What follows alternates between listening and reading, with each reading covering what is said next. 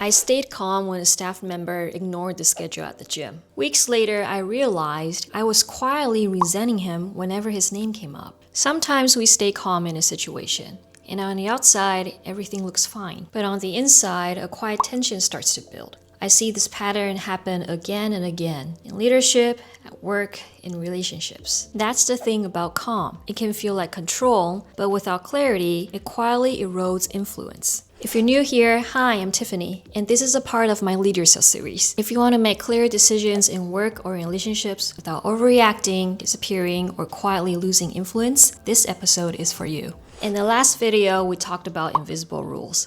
How repeated behaviors quietly set expectations. If you haven't caught up with those ideas, I've linked the videos down below. Feel free to click and go watch them. Anyway, today we're going one layer deeper.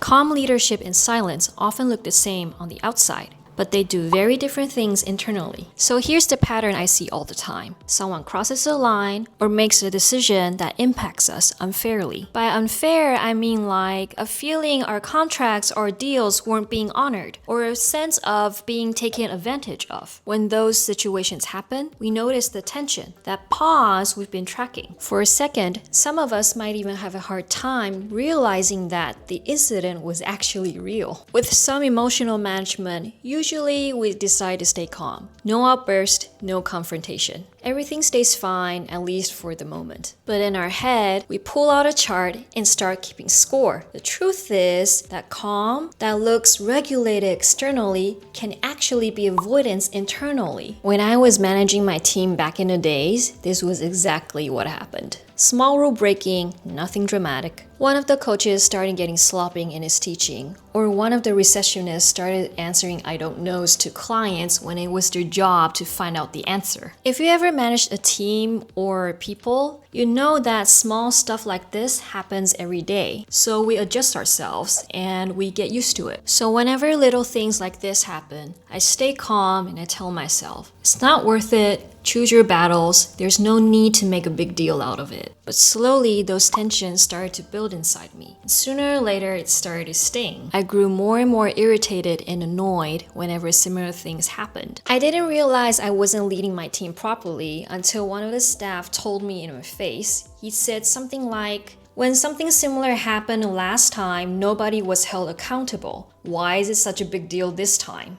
His question struck me. I realized that silence doesn't preserve harmony. Silence only delays conflict and gradually erodes authority. At that specific moment, my authority and boundaries were both being questioned, right on the spot. I lost influence and power through all my silences, and this is the cost most people don't see until it's too late, including me. And that's when it became clear to me. Calm leadership requires clarity. We don't need to react immediately. We don't need to escalate. But we do need to name what matters eventually. When calm isn't paired with clarity, the invisible rule, the concept we talked about in the last episode, becomes this is acceptable, this is okay. After that realization, I became aware of how often silence had been speaking for me. If you've been using the worksheet from earlier episodes, you might start noticing something. In moments of tension, the question isn't whether we stayed calm. It's whether we were choosing our response or avoiding clarity. If you haven't downloaded the worksheet, I've linked it down below. Go check it out. Anyway, the quiet irritation, the alert that keeps repeating, something isn't right, those are signals. That's feedback. It's usually pointing to something that needed to be named. Calm leadership isn't about staying quiet. It's about being clear without overreacting.